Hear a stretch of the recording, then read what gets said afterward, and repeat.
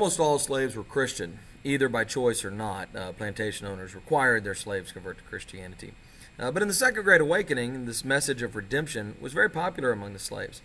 And slaves would go to the master's churches with them, and were officially part of their master's church and supposed to believe in that. Slave religion was actually banned by law. It was illegal. But of course, slaves developed among themselves a form of Christianity mixed with voodoo or African polytheism to create their own slave religion. It was an emotional religion characterized by chanting and dancing. It was exclamatory, meaning that screaming out in joy or even anguish was very common. Conversions were dramatic. People would feel the Spirit and see the Spirit, become very emotional about that.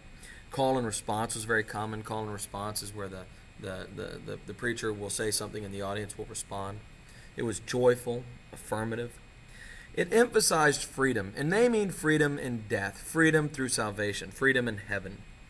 There was a lot of talk about the Lord calling us home, delivering us to freedom, or taking us to the promised land. The idea was this life is horrible, it's terrible. They're slaves after all. But in the next life, if we're good, we'll get our reward.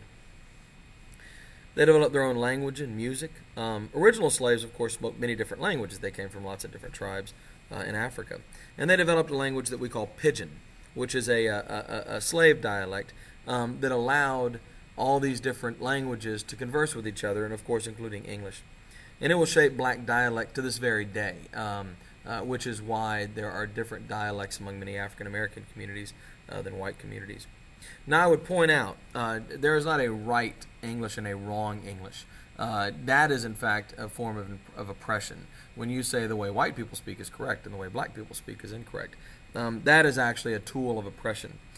These are simply different dialects that developed in different ways, and neither is more legitimate than the other. They have their own music. It's based on rhythm, more so than European music. There is a lot of rhythm-based, drum-based music that comes out of Africa, and that translates over. The banjo is probably the most common instrument, although other homemade instruments will be used. Actually, the key instrument in black music is the voice, because they didn't have access to a lot of musical instruments, but they could always sing. They sang while they worked. They sang their spirituals, both in the master's church, but also Negro spirituals in their own slave churches. And these would have political subtext. The famous example of this is they had a song called, they would sing about how to get to the promised land, but in reality it might be explaining to follow the North Star to get to the North for freedom or something like that. White people dancing at the time was very formal and rigid with strict rules. There was a right and a wrong way to do it.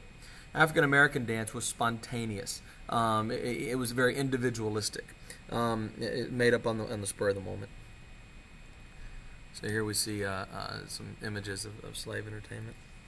Let's talk about the family. Women started having children younger than whites. As soon as women could start having children, they would, because children were more slaves and slaves were valuable. This was often done through rape, of course.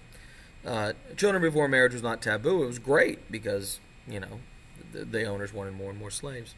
But marriage at one point was normal. That was the expectation. It was not uncommon for slaves and neighboring plantations to sneak out to meet at night. But about a third of all black families will end up being torn apart by sale of slaves.